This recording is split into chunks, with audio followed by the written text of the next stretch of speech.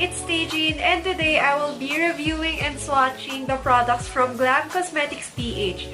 So, pinadalhan nila ako ng 5 lip tints and 4 na cheek tints. And grabe, super excited akong itry siya. Actually, swatch ko na siya on my forearm. Ayan. Ililink ko na lang down below yung pictures dun sa Instagram account ko kasi dun ko pinost yung swatches. So now, isa-swatch natin siya sa lips ko and I'll also be reviewing the product. Without further ado, let's get started. Magsimula tayo sa lightest shade. So first, I'll be trying on itong orange. Napaka-cute ng packaging niya. Ganyan siya. Tapos nakalagay siyang orange and there is a princess na may suot na color orange dress. So isa-swatch ko na siya. Bango, amoy orange na siya. Amoy orange juice.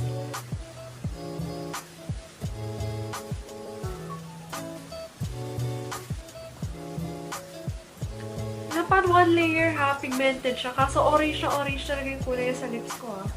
The shade is a bright orange. Wala siyang tinge of pink. I think babagay itong lip tint na to sa mga mapuputi and sa may pink undertone. But for me, I think the orange tint is too bright for my lips. Next shade that I'm gonna try is the rosy pink.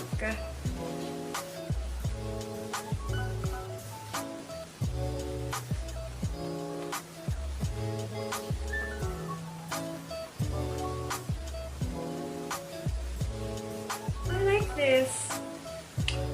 First application pa lang siya ha, and pag i-gradient mo, parang ang ganda niya talaga. It's just one swipe, super pigmented pala. I like the color of the rosy pink, pero wala siyang amoy. Although wala siyang amoy, it's super pigmented and napakadali niyang gawing gradient sa lips mo. So far, this is my favorite. Next tint that I'll be trying is called Strawberry Red. Uy, ang bango niya in fairness. Amoy strawberry nga siya. Oh, it's super red pala. Tapos pansin ko, ang bilis niya matuyo and hindi siya nagsistain sa teeth ko. So far, I think this is better than the rosy pink kanina. But I like them both. I like the two colors kasi napaka-natural looking niya. Next that I'll be swatching is this maroon shade. Ito natatakot ako gamitin kasi kanina nung sinatch ko siya sa forearm ko, pansin ko napaka-liquidy niya and napaka-tapang niya. So, itry ko lang ha. Just so I can see how it looks like on my lips. Ayun na, it's super liquidy.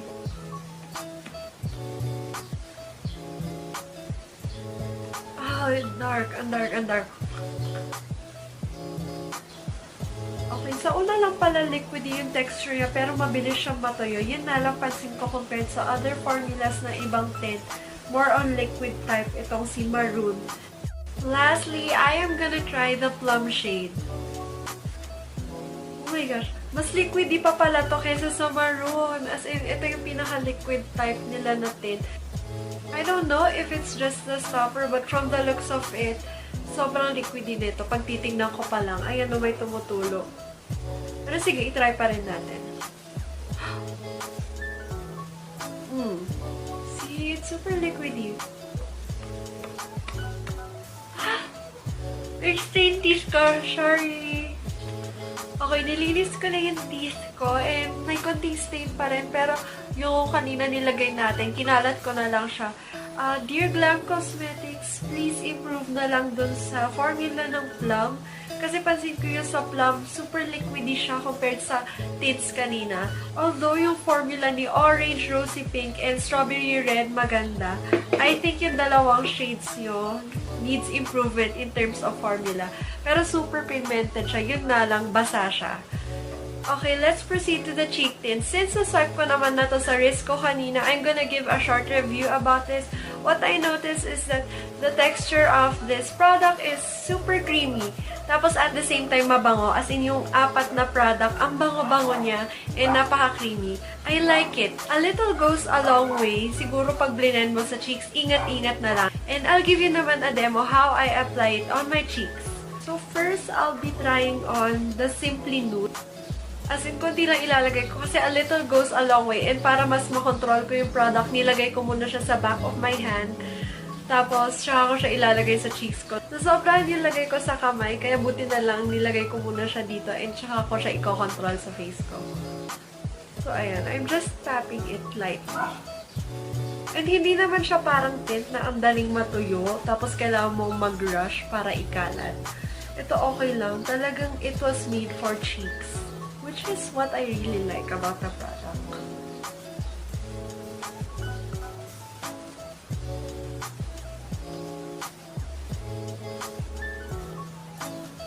Ayun, no?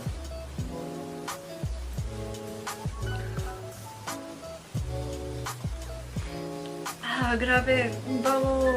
Sobra.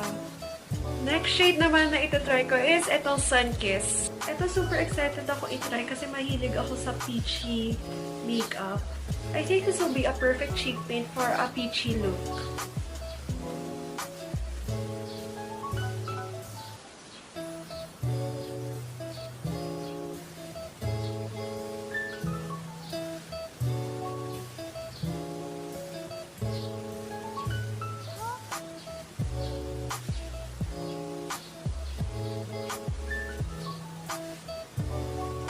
And yes, pagka-apply ko, tama nga ako, napaka-peachy nga niya tignan sa cheeks ko. And I super love it! Next cheek paint that I will try on my face is this Tipsy Dust. It's a pink shade na medyo mauve siya. Pero mag-iingat ako sa paglagay ng product na to kasi it looks super pigmented kaya konti-konti lang ako maglalagay.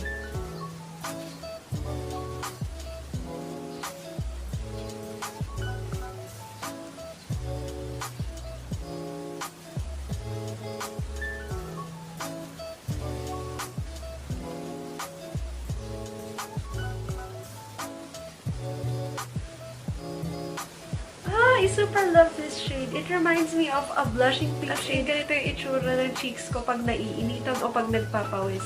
It's a natural light pink shade lang pag in-apply mo naman. Pero if you want to go heavy, okay lang naman. Kasi pink naman yung shade niya, madali siyang i-blend sa skin. And last shade na ito try natin is itong Drunk Blush. Ito super excited ako because of the name itself, Drunk Blush. Tapos yung color niya, it's a dark brown shade. Pero I think pag nilagay sa skin, reddish brown yung itsura niya. Hindi naman brown na brown, pero you know naman, yung mga dark shade. I'm gonna apply it a la Drunk Blush. Malad na din lustre tayo ngayon.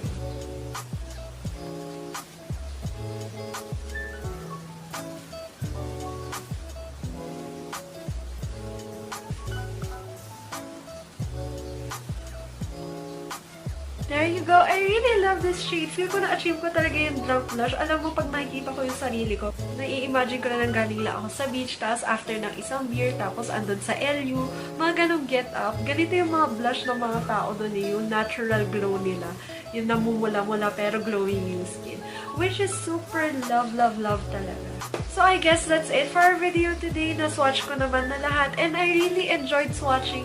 Tapos favorite ko talaga yung mga blush paints nila. Grabe, first time ko maka-encounter ng blush paint kasi yung ginagamit ko most of the time is mga lip tint, ganon. Pero ngayon, I have a new favorite. Kung interested kayo, you can go check their shop online. It is Glam Cosmetics PH. Ililink ko na lang down below yung Facebook and Instagram nila. And kung mamimili kayo ng shades, gamitin nyo na lang yung video ko for reference since makikita nyo rin naman yung iba-ibang colors on my skin. And yung sa Instagram post ko, makikita nyo rin naman yung swatches on my forearm. So I hope this video was helpful and informative. Thank you for watching and see you on my next video. Bye!